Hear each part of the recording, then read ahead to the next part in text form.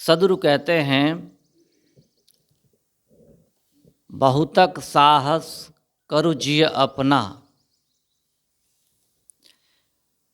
तेहि साहेब से भेंट न सपना।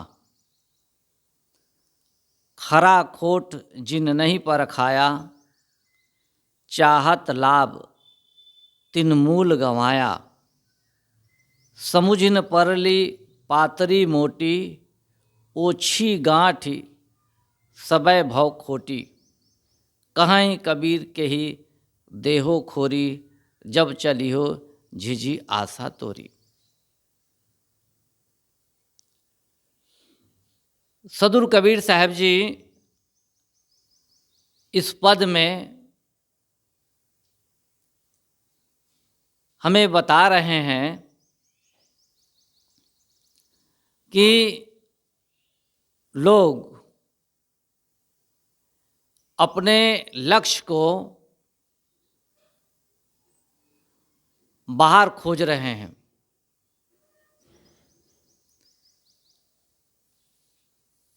लक्ष्य क्या है लोगों का? वे मानते हैं कि जीवन में हमें ईश्वर मिल जाए, परमात्मा मिल जाए, तो हमारा सब काम पूरा हो जाए। मनुष्य तन का मिलना ये सफल हो जाए। ऐसे लोगों की मान्यता है और उसी मान्यता को ध्यान में रखते हुए सदगुरु कबीर साहब जी यहाँ पर लोगों को समझाते हैं। वे कहते हैं कि बहुतक साहस करु जी अपना, तही साहेब से भेंट न सपना। हे मनुष्य,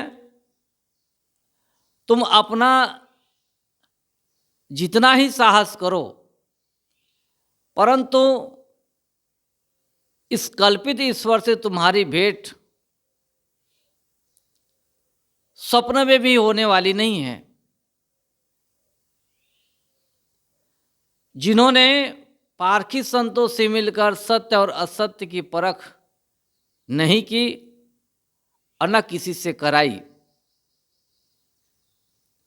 वे भले ही लाभ चाहते हों, परंतु अपना मूल भी वे खो देते हैं।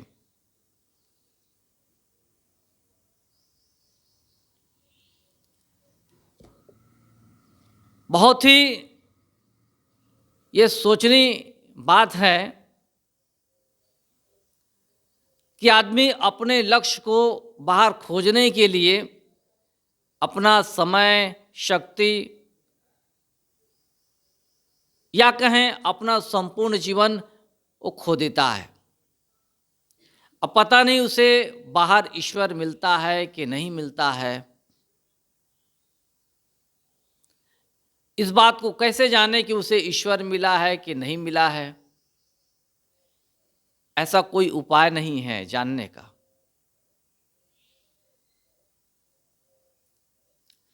तो सदगुरु कहते हैं, लोगों ने तो बहुत साहसपूर्वक काम किया है उसकी खोज में कि वे हमें मिल जाएं, और मिल जाने के बाद हम उनके धाम में पहुंच जाएंगे, उनके निकट हो जाएंगे, उनका आश्रय मिलेगा, हम कृतार्थ हो जाएंगे। यह नहीं है कि केवल हिंदू परंपरा ही ऐसी है। संसार में जितने भी ईश्वरवादी हैं, परंपरा वाले, प्राय सभी की यही बात है। मुस्लिमों में चले जाएं तो वहाँ भी वैसी बात है, ईसाइयों में चले जाएं तो वहाँ भी वैसी बात है। देखेंगे कि प्राय सब में एक तरह की कल्पना है। एक तरह की कल्पना है, वो कल्पना ये है बाहर खोजना, वे मिलेंगे। एक बार बाइबिल का प्रचारक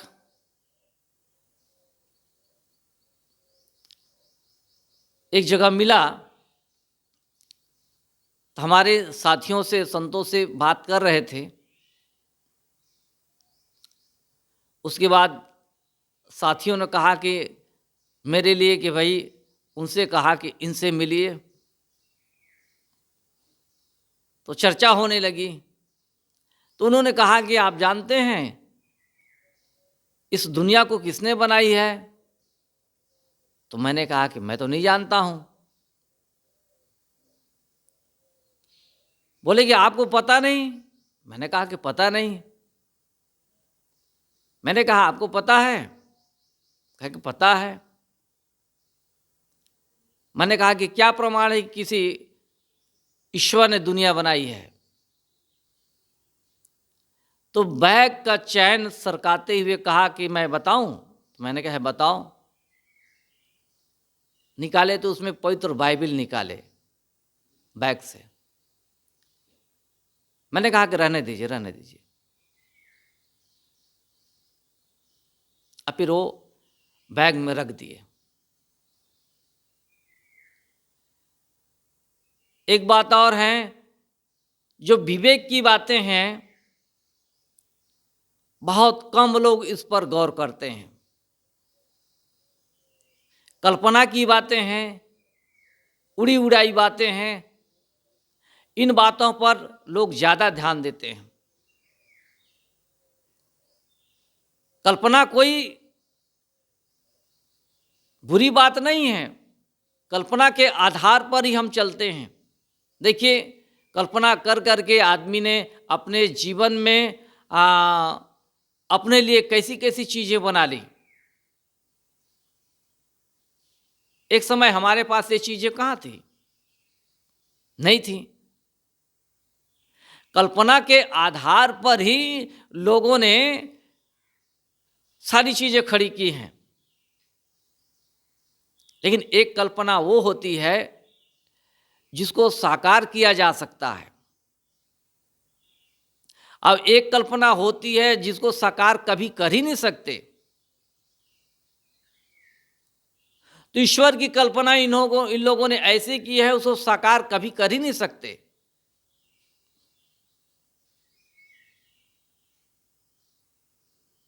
इसीलिए कहा गया है, तुम्हारा जब शरीर छूटेगा तब तुम ईश्वर के धाम में पहुंचोगे। अभी वो दिखाई नहीं देगा, अभी तुमसे वो मिल नहीं सकता। जब तुम्हारा शरीर छूटेगा तुम उसके धाम में जाओगे, तब तुम्हें पता चलेगा। ईश्वरवादी ऐसे ही कहते हैं। और स्वर्ग नरक की कल्पना ये भी झूठी है। कोई ऐसी भौगोलिक जगह नहीं है जहां पर स्वर्ग हो या फिर नरक हो, उस प्रकार से जैसे कि ग्रंथों में नरक के लिए वर्णन मिलता है। ऐसी जगह कहाँ है? स्वर्ग की बात आती है, वैसी जगह कहाँ है? कहीं नहीं है। यह है केवल किताबों में। किताबों में शब्दों के माध्यम से ऐसी ऐसी बातें लिख दी जाती हैं कि लोग समझते हैं कि बिल्कुल सही बात है, और भावुक होकर उधर वो काम करने लगते हैं। इसी बात को यहाँ पर सदगुरु कबीर साहब जी कहते हैं कि बहुतक साहस करु जी अपना, तेही साहेब से भेंट ना सपना। लोगों ने तो बहुत साहस किया ईश्वर से मिलने के लिए,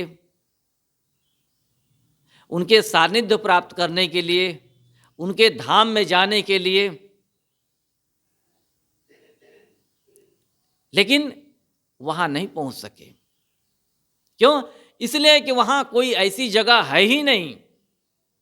सद्गुरु कबीर ने कहा है, जहाँ नहीं तहाँ सब कुछ जानी, जहाँ है तहाँ ले पहचानी। सद्गुरु कबीर साहब जी कहते हैं कि जहाँ नहीं तहाँ सब कुछ जानी, जहाँ वो चीज नहीं है, जिस ईश्वर परमात्मा की कल्पना करते हैं वो चीज वहाँ नहीं है, और तुम समझ लिए कि वहाँ ही वही है सब कुछ।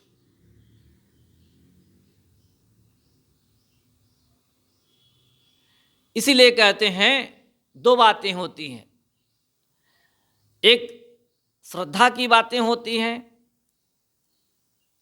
और दूसरी विवेक की। श्रद्धा के साथ साथ हमें विवेक का भी प्रयोग करना चाहिए।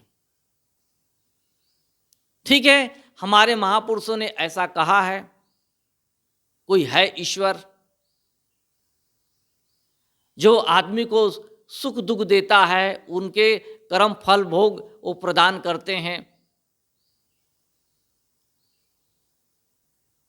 लोग उनकी भक्ति करते हैं तो उनके धाम पहुंच जाते हैं।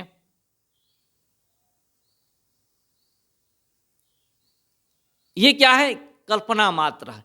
ऐसी कल्पना पर आदमी अपनी श्रद्धा व्यक्त करता है, उस पर इतना श्रद्धा भाव लेकर समर्पित हो जाता है कि वहां पर विवेक की जो आंखें हैं बिल्कुल वो खुल नहीं पाती हैं, इसलिए समझ में नहीं पाता है। तो हमें दोनों बातें की जरूरत है, अपने इष्ट के प्रति, महापुरुषों के प्रति श्रद्धा का भाव भी हो, साथ साथ विवेक की बातें भी हों। कोई हमारा गुरु है, हम उनको श्रद्धा भाव समर्पित करते हैं, फल, अन्न, द्रव्य, कपड़े, जो कुछ भी श्रद्धा भाव से समर्पित करते हैं, ये तो हमारी ओर से श्रद्धा का भाव हो गया। गुरु का कर्तव्य होता है कि भक्तों को केवल श्रद्धालु न बनाए। हमने श्रद्धा समर्पित की तो उनका कर्तव्य होता है कि हम जैसे श्रद्धालु में वो विवेक की आंखें खोलें, हमको विवेक की दृष्टि दे, हमको समझने बूझने की शक्ति दे। इस प्रकार हमारे पास ऑलरेडी उनके लिए श्रद्धा है, विवेक नहीं है। तो जब हम श्रद्धा से समर्पित होते हैं गुरु को, तो गुरु का कर्तव्य होता है कि भाई इनको विवेक की भी जरूरत है, ऐसा समझकर वे हमें विवेक की आंखें दें, विवेक की दृष्टि दें। तब हम चीजों को सही ढंग से श्रद्धा पूर्वक, विवेक पूर्वक समझ पाएंगे। हमसे तो श्रद्धा समर्पित करवा लिया, या हम श्रद्धा पूर्वक समर्पित हो गए, लेकिन विवेक की आंखें जो होनी चाहिए वो हमारे पास नहीं है। जिस विवेक से हम दुनिया में क्या गलत है, क्या सही है, क्या सार है, क्या आसार है, क्या होना चाहिए, क्या नहीं होना चाहिए, ईश्वर है कि नहीं है तो कहाँ रहता है, किस भेष में रहता है, ये सारी बातें हम विवेक की दृष्टि से ही समझ सकते हैं। लेकिन हमारे पास विवेक दृष्टि है नहीं।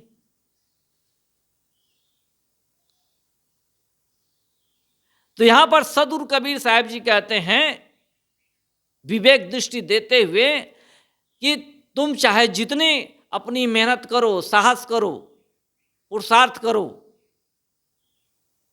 लेकिन याद रखो तुम्हारे मन की कल्पना में जो ईश्वर है, उस ईश्वर का दर्शन तुम कभी नहीं पाओगे। क्यों? इसलिए कि केवल कल्पना है। उसकी कोई वस्तु नहीं है।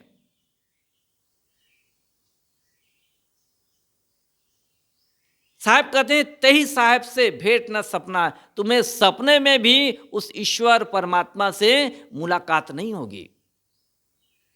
चलते फिरते रहने से मुलाकात होगी तो हो ही नहीं सकती, सपने में भी नहीं हो सकती।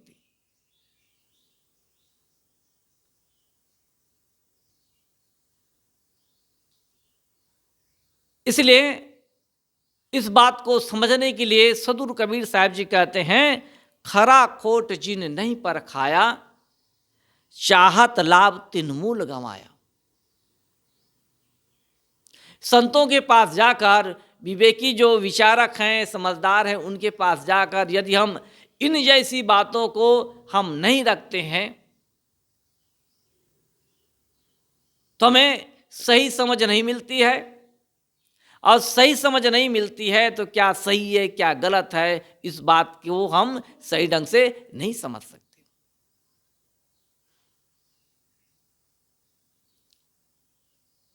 जो पारखी होता है, समझदार होता है, उसके पास जाने से हमारे जीवन में उनकी संगत से एक ऐसी दृष्टि मिलती है जिसको कहते हैं विवेक दृष्टि। उस विवेक दृष्टि से हम समझ सकते हैं कि ये बात क्या है।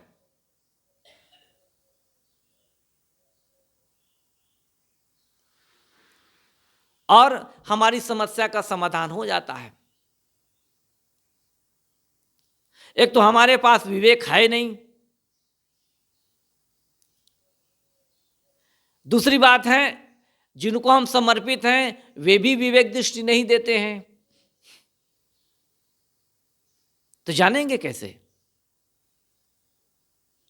तो सदगुरु कबीर साहब जी कहते हैं इस बात के लिए तुम्हें कि खरा क्या है खोटा क्या है समझने के लिए तुम्हें जो पारखी संत हैं, पारखी जो विचारक हैं, जो जिनके पास विवेक दृष्टि है, उनके पास जाओ और जाने के बाद उनसे बात रखो। उनके पास बात रखने से वे अपनी ओर से विवेक दृष्टि से हमें समाधान देंगे, साथ ही साथ हमारी जो विवेक दृष्टि वो भी खुल जाएगी।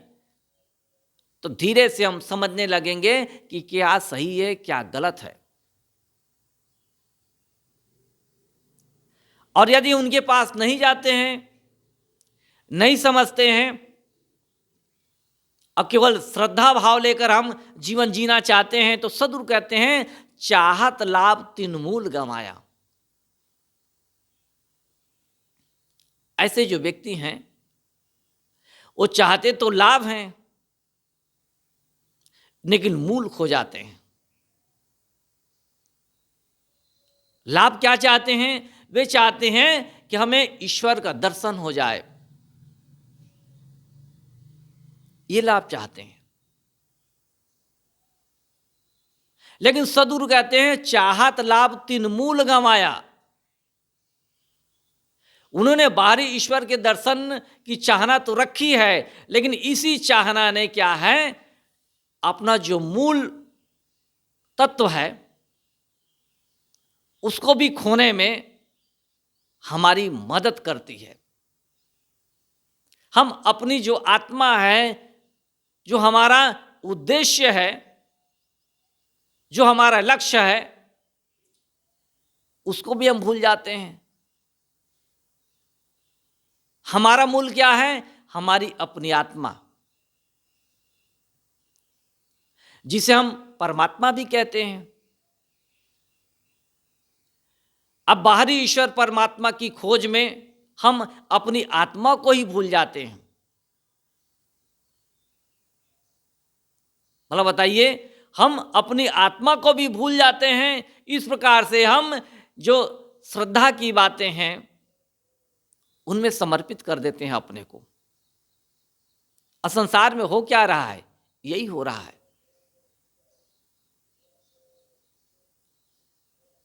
इसलिए पारखी संतों से जुड़कर हमें परख दृष्टि वहां से लेने की आवश्यकता है, जिससे कि क्या सही है क्या गलत हम समझ सकें। इतना ही नहीं समझना है, बल्कि गलत है तो गलत बातों का त्याग करके सही बातों को जीवन में आचरण में लेना है। सदगुरु कहते हैं कि समुझ न परली पातरी मोटी ओछी गांठी सबय भाव खोटी।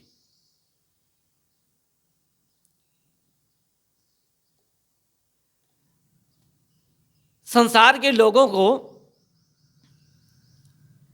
यह बात समझ में नहीं आ रही है कि पातरी और मोटी क्या है।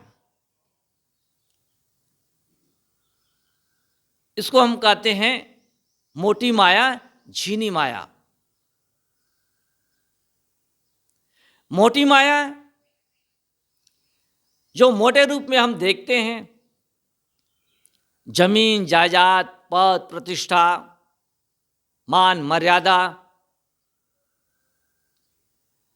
बाल बच्चे, घर द्वार, ये सब देखने समझने में आते हैं। इनको कहते हैं मोटी माया। झीनी माया क्या है? इसको कहते हैं वाणी जाल। वाणी जाल में ईश्वर, परमात्मा, खुदा, गाड, देवी देवता, भूत प्रेत, जिंद चुड़ैल, लगन मुहूर्त, ये सब आते हैं। सदगुरु कहते हैं कि समुझ न परली पातरी मोटी ओछी गांठ सबय भाव खोटी। मनुष्य को चाहिए कि वह अपने नित्य के जीवन में जिन जिन प्राणियों और पदार्थों के प्रति उनके मन में मोह समाया हुआ है, राग समाया हुआ है, द्वेष समाया हुआ है, ईर्ष्या, घृणा, सदगुरु कहते हैं इनसे वो बरी हो, इनसे अपने आप को दूर करे और जो मन की कल्पनाएं हैं, झीनी माया, बाहर से ईश्वर परमात्मा पाने की, इनको दूर करे और इन दोनों बातों को दूर करके नित्य के जीवन को वो साफ सुथरा जिए। मनुष्य की अपनी आत्मा से बढ़कर उसके लिए इस दुनिया में, इस धरा में कोई भी बड़ा देवी देवता नहीं है। ऐसा बोध कब होता है? जब किसी पारखी संत से, किसी पारखी साधु से, जो पारखी समझदार व्यक्ति हैं, उनके संपर्क में जाने से होता है। अन्यथा जो ईश्वर परमात्मा के प्रति श्रद्धावान हैं, उनके पास जाएंगे तो हमें कुछ मिलने वाला नहीं है। क्यों? इसलिए कि भाई जिनके पास जो बातें हैं वही बातें वे बताएंगे, उनके बात वही बातें हैं कि कोई ईश्वर है, कोई परमात्मा है जो दुनिया की रचना करता है, हम उसका अंश हैं, एक समय आएगा शरीर छूटेगा तो उसमें फिर मिल जाएंगे। उनकी भक्ति करने से उनका सानिध्य प्राप्त होता है, उनके धाम में पहुंच जाते हैं। ये ईश्वरवादियों की कल्पना है। लेकिन सदगुरु कबीर साहब जी यहां पर इन कल्पनाओं से हटकर बात करते हैं। वे कहते हैं अपनी आत्मा को समझने के लिए संसार में जो मोटी माया है, झीनी माया है, इन माया से तुम्हें पार होना पड़ेगा।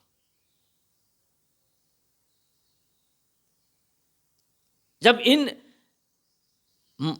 मायावी प्राणी पदार्थों से, मन की कल्पना से तुम पार हो जाओगे, तब क्या होगा? तब तुम्हें अपनी आत्मा का बोध सही ढंग से हो सकता है, अन्यथा संभव नहीं।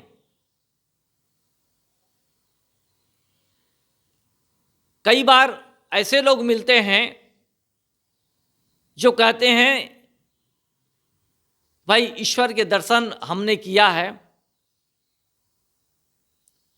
हम पूछेंगे कि भाई वो कैसा था ईश्वर, तो वे यही बताएंगे भाई मुरलीधर था, ये धनुर्धारी था, शंख चक्र गदा वाले थे।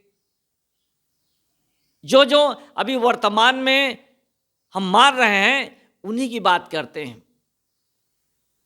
क्यों? इसलिए कि उनके मन में यही बात समाई हुई है कि यही हमारे ईश्वर परमात्मा है, खुदा गाड है। तो स्वाभाविक है मन में जो भाव रहेगा स्वप्न में दर्शन होते रहते हैं। मैंने भी स्वप्न में हनुमान जी से मिला, गले मिला, रंग गुलाल से बिल्कुल पुते हुए थे, गले मिला तो मैं भी रंग लाल लाल हो गया। क्यों? इसलिए कि मन में वैसा भाव था। तो मैंने भी सपने में देखा, गले मिला। तो यहां पर सदगुरु कबीर साहब जी कहते हैं तुम्हें तुम्हारी आत्मा के अलावा कोई ईश्वर परमात्मा तुम्हारे लिए नहीं है। इस बात को ठीक से समझ लो। और यहां तक पहुंचने के लिए तुम्हें जो खानी जाल है और वाणी जाल है, इन दोनों जालों से तुम्हें पार होना होगा। जब पार हो जाओगे तब ये धीरे से बात समझ में आएगी कि ईश्वर क्या है, परमात्मा क्या है, मैं कौन हूं।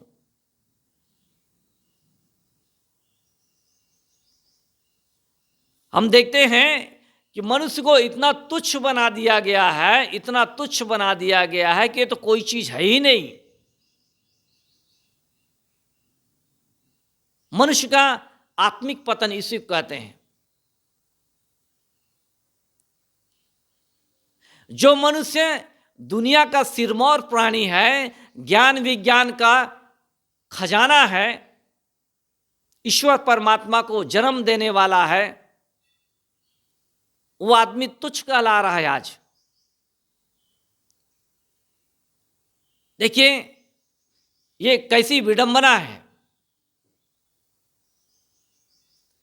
और आदमी शास्त्रार्थ करने के लिए, लड़ने के लिए तैयार हो जाता है। मनुष्य भगवान कैसे हो सकता है, मनुष्य ईश्वर कैसे हो सकता है।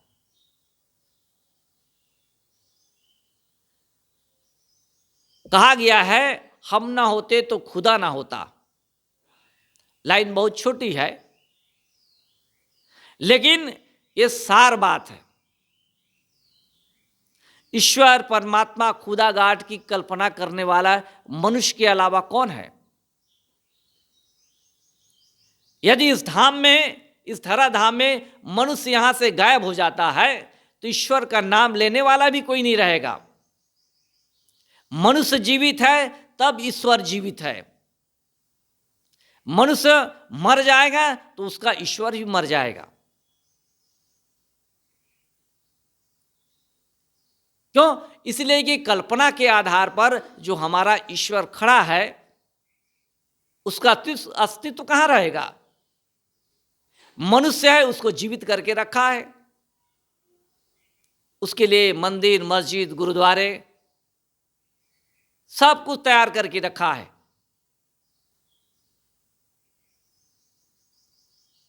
लेकिन फिर भी वो अपने को तुच्छ मानता है। इतना सब कुछ जानने के बाद भी मनुष्य जो है वही गिड़गिड़ाता है। और जिन्होंने हमें पैदा किया, माता पिता, उनका कोई मूल्य नहीं है।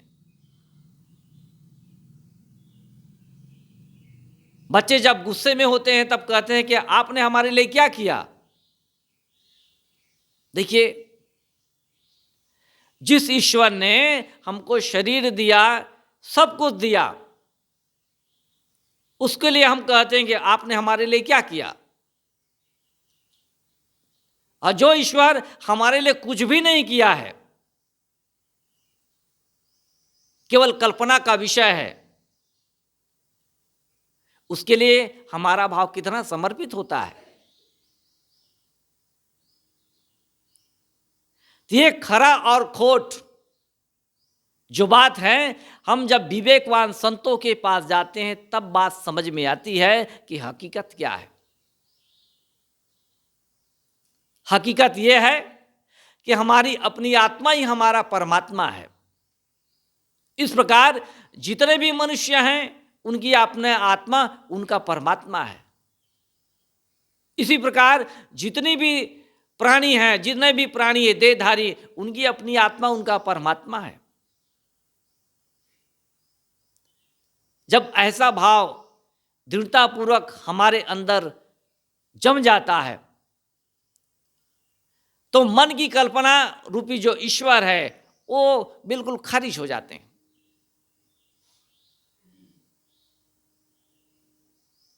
और जब दिल दिमाग से ये खारिज हो जाते हैं तो उस दिन हमें लगता है कि हाँ भाई, अब हमारी दौड़ समाप्त हो गई है। आदमी ईश्वर के लिए, परमात्मा के दर्शन के लिए कहां कहां नहीं भटकता है। एक बूढ़ा आदमी है, वह अपनी पत्नी से कहता है, एक साधु आया था और कह रहा था तो मैं चारों धाम घुमा दूंगा आपको, तो यदि मन हो तो चलें। तो अपनी पत्नी से उसने कहा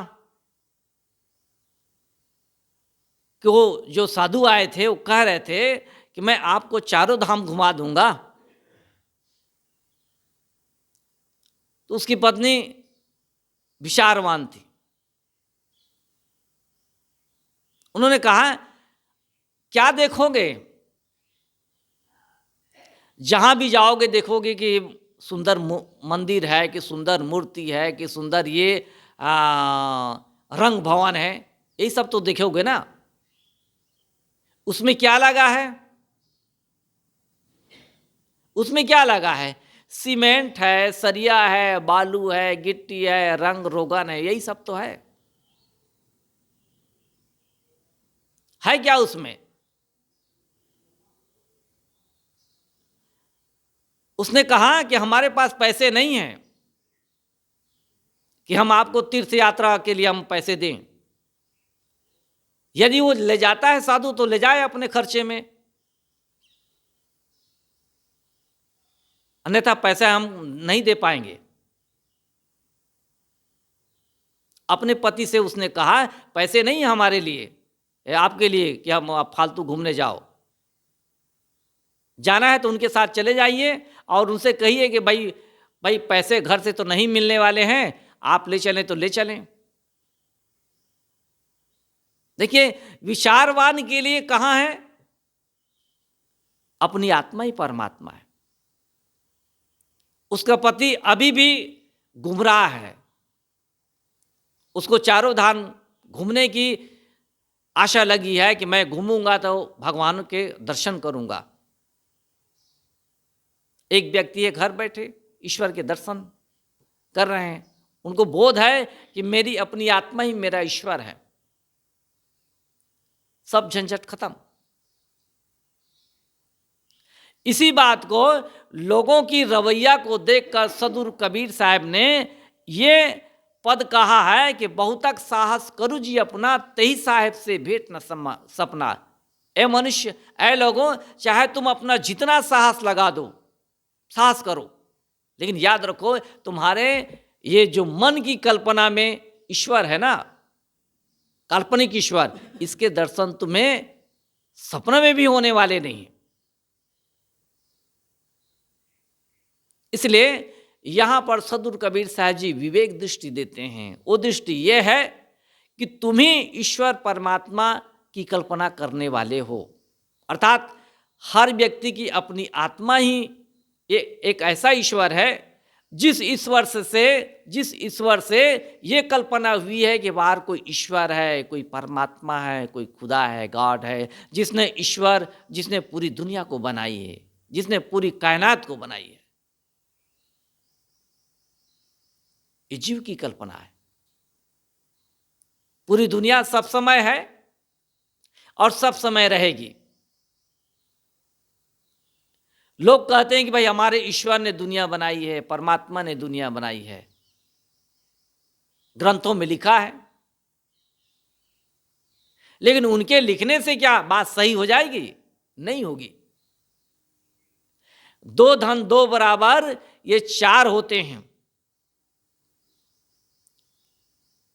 ये किसी ग्रंथ में लिखा हो या ना लिखा हो, किसी मान्य ग्रंथ में लिखा हो 2 धन 2 बराबर 5,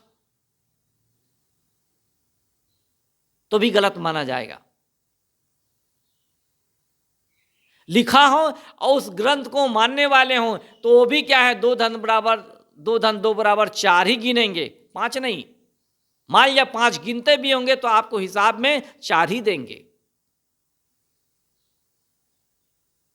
लिखने में क्या लिखता है? आदमी लिखता है, जैसी उसकी समझ है उस प्रकार से लिखता है। कोई ईश्वर थोड़ी लिखता है।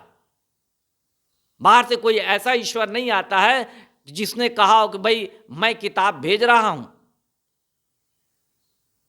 ये मेरे द्वारा लिखी हुई किताब है। ऐसा कुछ नहीं होता है। मनुष्य अपनी समझ के अनुसार किताब लिखता है। उस किताब में अच्छी बात भी हो सकती है, गलत बात भी हो सकती है, भ्रम उत्पन्न करने वाली बात भी हो सकती है। आदमी का दिमाग तो है भाई। अब है सारी किताबों में वैसी बातें हैं, विवेकपूर्ण बातें बहुत कम हैं, भ्रम की बातें ज्यादा हैं, लोगों को बहकाने की बातें ज्यादा हैं, लोगों को गुमराह करने की बातें ज्यादा हैं। विवेक की बातें हैं भी तो कम हैं। इसलिए लोगों की नजर में वे बातें नहीं दिखती हैं सही ढंग से, इसलिए पकड़ भी नहीं पाते हैं। तो सदगुरु कबीर साहब जी कहते हैं, समुझ न परली पातरी मोटी।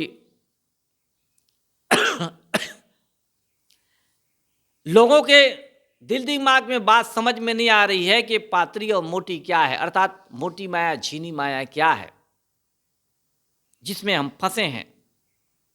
तो सदगुरु इसको बारीकी से परखाते हैं। अब वे कहते हैं कि भाई तुम्हें पारकी संतों से मिलना होगा और उनसे मिलकर ये सारी बातें तुम समझ जाओगे कि मोटी माया क्या है, झीनी माया क्या है। ओछी गांठ सबय भाव खोटी। सदगुरु कबीर साहब जी कहते हैं, ये जो मन की कल्पनाएं हैं और संसार के जो प्राणी पदार्थ हैं, जिनके लिए हमारे मन में गांठ बन गई है, जिनके लिए हमारे मन में मोह बन गया है, राग बन गया है, द्वेष बन गया है, वैसी हमारी मानसिकता बन गई है। ये सारी मानसिकता क्या है? खोटी है। तुम्हें अपनी आत्मा की ओर जाने से ये रोकने वाली हैं, ये तुच्छ हैं। इनको ज्यादा मान्यता मत दो कि ये बहुत भारी हैं। ये खोटी चीजें हैं, तुच्छ चीजें हैं। इनको बहुत आसानी से तुम फेंक कर अपनी आत्मा की दिशा में आगे बढ़ सकते हो और आदमी बढ़ जाता है। जिसकी समझ जैसी होती है और जितनी तेज होती है, प्रखर होती है, उसी प्रकार से मन की मान्यताओं को काटते काटते वो आगे बढ़ जाता है।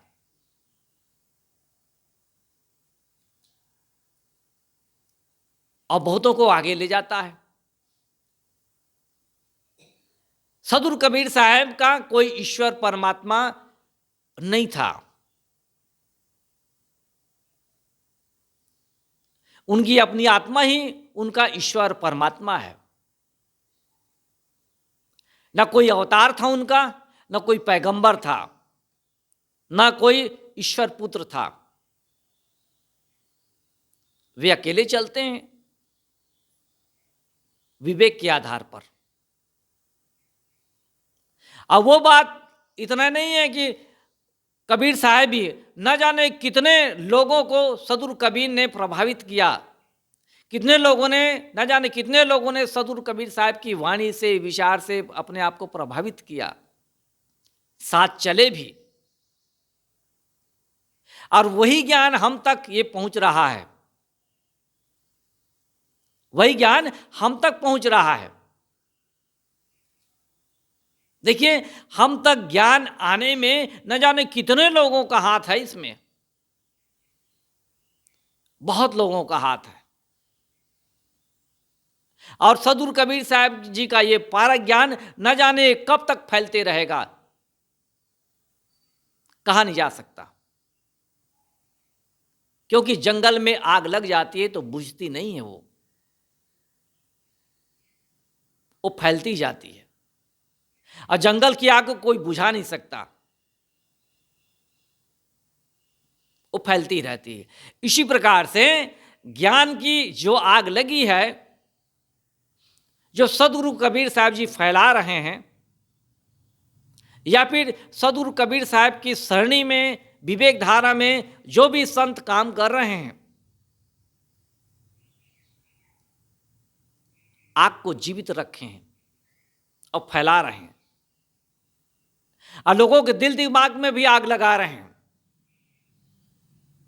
जिससे कि उनके अंदर जो मान्यता की गांठ है, उनके अंदर जो संसार के प्राणी पदार्थों के प्रति मन में राग और द्वेष बने हुए हैं, ज्ञान की आग से जल जाए सब। और जब राग द्वेष की गांठ जल जाती है, तब क्या होता है? आदमी अपनी आत्मा का अनुभव करता है, उसे सही ढंग से बोध प्राप्त होता है, और एक नए जीवन का दर्शन करता है। तो हमारे लिए यह बहुत बड़ी बात है कि सदगुरु कबीर ने उस समय जो ज्ञान दिया था, वो ज्ञान हम तक पहुंच रहा है। यानी ये एक विवेक दृष्टि है, ऐसी दृष्टि है जिसमें हम यदि अपने जीवन में अपनाते हैं तो इस दृष्टि से हम आर पार हो जाते हैं, संसार के प्राणी पदार्थ मोह माया से अपने आप को हम बिल्कुल पार कर लेते हैं। ऐसी दृष्टि है, हम देख लेते हैं कि क्या गलत है, क्या सही है, क्या उचित है, क्या अनुचित है, और उस प्रकार से हम नित्य का जीवन जीते हैं। तो ऐसी दृष्टि मिलना एक कोई आसान काम नहीं है। अब ऐसी दृष्टि प्राप्त करने के लिए ऐसा नहीं है कि केवल एक दिन में दृष्टि मिल जाती है। इस दृष्टि को तेज करने के लिए नित्य हमें विवेकी पारखी संत हैं, विवेकमान हैं, उनकी संगत करनी पड़ती रहती है। जैसे तोता होता है, तोता को देखे होंगे, पिंजरे में बंद कर देते हैं तो अपनी चोंच वो घिसते रहता है, उसमें धार करते रहता है, वो बढ़ने नहीं देता है। इसी प्रकार से हम लोगों की, पारखी संतों की, पारखी लोगों की संगत करते रहते हैं। इसका मतलब है ज्ञान का जो विवेक की जो दृष्टि है, उसको हम तेज करते रहते हैं, धार करते रहते हैं, जिससे कि बातों को हम सही ढंग से समझ सकें। मान लिया कोई आदमी भ्रम की बातें कह रहा है, तो उस समय हम उनकी बातों को अपने लिए समझ सकें पूरा पूरा। हाँ, ये जो कह रहा है इतनी बातें सही हैं, इतनी बातें भ्रम की हैं, ऐसा हम समझ सकें। अब समझ लेंगे तो क्या है, उनकी जो भ्रम युक्त बातें हैं हमारे दिल दिमाग में नहीं आएगी, नहीं घर करेगी। जो विवेक की बातें हैं उनको हम ले लेंगे। इसलिए विवेक को तेज करते रहना पड़ता है, विवेक को धार करते रहना पड़ता है। और जब ऐसा हम जीवन जीते हैं तो सदैव हम विवेकवान बने रहते हैं और हमारे अंदर में जो भी भ्रम मान्यता की बातें हैं वो भ्रम मान्यता की बातें निकलती रहती हैं, उनको हम काटते रहते हैं। सदगुरु कबीर साहब जी कहते हैं, कहाँ कबीर कही देहो खोरी, जब चलियो झिझी आशा तोरी।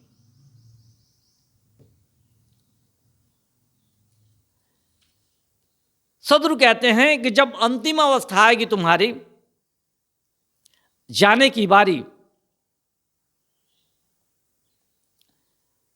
तब तुम क्या करोगे? तुम दोष दोगे। क्या दोष दोगे? कि तुम्हारे कारण मैं इस संसार में उलझा रहा,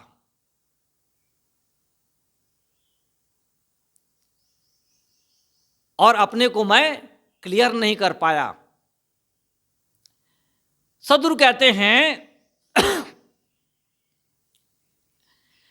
कि तुम उस समय किसके माथे तुम दोष मढ़ोगे, जब मन की आशा रूपी रस्सी विवशता पूर्वक तोड़कर बिना लक्ष्य प्राप्त किए संसार से तुम विदा होगे। मन में क्या है? संसार के जो प्राणी पदार्थ हैं इनके प्रति मोह भावना, राग और द्वेष। जीवन रहते हमने तो अपने मन को उधर से हटाया नहीं, मन में संसार के प्राणी पदार्थों का मोह जो है बसा कर रखा, उसको हटाया नहीं। जब हटाया नहीं तो मुझे मेरा लक्ष्य कहां मिलेगा? नहीं मिलेगा।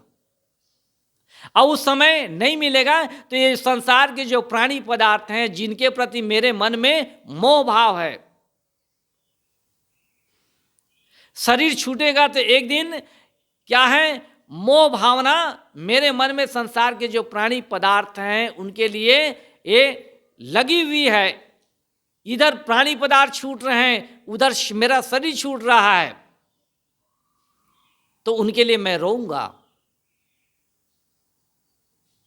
देखिए कि मेरे परिजन छूट रहे हैं,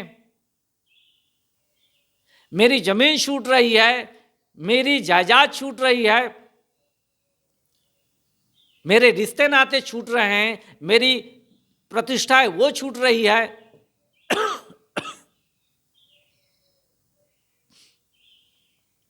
इस प्रकार मेरे मन में पीड़ा होगी।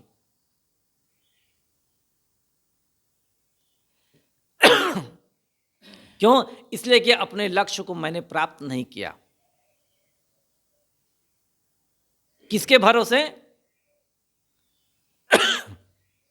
इस भरोसे कि संसार में कोई ऐसा है, ईश्वर परमात्मा। इसके भरोसे मैंने अपनी आत्मा को क्या किया? भूल गया। सदगुरु कबीर ने कहा है, चाहत लाभ तीन मूल गंवाया। मैं चाहता तो लाभ था, लेकिन मूल खो दिया। मूल अपनी आत्मा है। इसी को यहां पर सदगुरु कबीर साहब जी बता रहे हैं कि तुम्हारा लक्ष्य कहीं बाहर नहीं है, तुम्हारी अपनी आत्मा ही है। लेकिन तुम भूल चुके हो और इस भूल के कारण तुम अपना उद्देश्य, अपना लक्ष्य बाहर खोजते हो। लेकिन बाहर एक धोखा है। ईश्वर परमात्मा एक केवल शब्द है उसका कोई यदि पदार्थ है तो वह है हमारी अपनी आत्मा। अब बाहर कोई उस कल्पना का कोई पदार्थ नहीं है, जैसे लोगों ने कल्पना की है, ऐसा कोई परमात्मा का कोई पदार्थ नहीं है, केवल कल्पना का विषय है। वो कल्पना के आधार पर ईश्वर चल रहा है और लोग कल्पना के आधार पर उसकी खोज कर रहे हैं। सदुर कवि ने प्यारी सी साखी कही है कि वस्तु अंते खोजे अंते क्यों कर आवे हाथ, सज्जन सोई सराहिए जो पारख राखे साथ। सदुर कहते हैं कि हे मानव, जिस वस्तु को तुम खोज रहे हो कहीं दूसरी जगह है वो, और तुम यहां खोज रहे हो। भला बताओ वस्तु मिल जाएगी क्या? ये साधारण सी बात है। देखिए, साधारण सी बात हमारे और आपके लिए है, लेकिन उनके लिए साधारण बात नहीं है ये। उनके लिए तो है ईश्वर है। कौन कहता है कि ईश्वर नहीं है? और उसी ने दुनिया बनाई है, उसी के अनुसार दुनिया चल रही है। ये चांद सितारे हवा पानी सब उसी की आज्ञा का पालन कर रहे हैं। हम तो कहते हैं जड़ चेतन ना, उनको जड़ चेतन से मतलब नहीं है। हम कहते हैं सभी तत्वों के अपने अपने गुण धर्म हैं, उनको इस बात से मतलब नहीं है। वे कहते हैं ईश्वर ही है जो पूरी दुनिया को, पूरी कायनात को चला रहा है। ऐसी कोई ताकत नहीं है, बड़ी ताकत है, बड़ी ताकत। एक मुसलमान था, उनके साथ मेरी यात्रा हो रही थी, तो उन्होंने कहा अपनी यात्रा के दौरान, ये हरियाली देख रहे हैं? मैंने कहा देख रहा हूं। ये हरियाली हमारे खुदा ने बनाई है। मैंने उनसे कहा कि अच्छा ये बताइए, आप अपने माता पिता का प्रणाम करते हैं कि नहीं? घर में जैसे कि हिंदू में माता पिता प्रणाम करते हैं, रोज नहीं करते हैं तो समय समय से करते हैं, वैसा आपके मजहब में होता है? उन्होंने कहा कि केवल उसी के सामने सर झुकता है, बाकी किसी के सामने सर नहीं झुकता। मैंने कहा कि उसी के मतलब क्या? कि खुदा के साथ। मैंने कहा कि माता पिता आपको जन्म दिए हैं, ये समझ में आता है कि नहीं? कहा कि आता है। तो मैंने कहा कि इनको आदर क्यों नहीं देते? नहीं बोले, केवल मैंने कहा ना, केवल उसी के सामने हमारा सर झुकता है, किसी के सामने नहीं झुकता है। यात्रा खत्म हुई, वो अपनी दिशा में चले गए, मैं अपनी दिशा में चला गया। एक लॉज में गया जहां पर उस समय पीसीओ रखते थे। वहां पर किसी से बात करनी थी, जो पीसीओ रखा था वो भी मुसलमान था। मैंने उनसे कहा कि चचा एक बात बताइए। कहा क्या है? मैंने कहा कि अभी यात्रा में एक मुसलमान भाई मिले थे, उनसे चर्चा हो रही थी। मैंने कहा कि अमुक अमुक चर्चा हुई,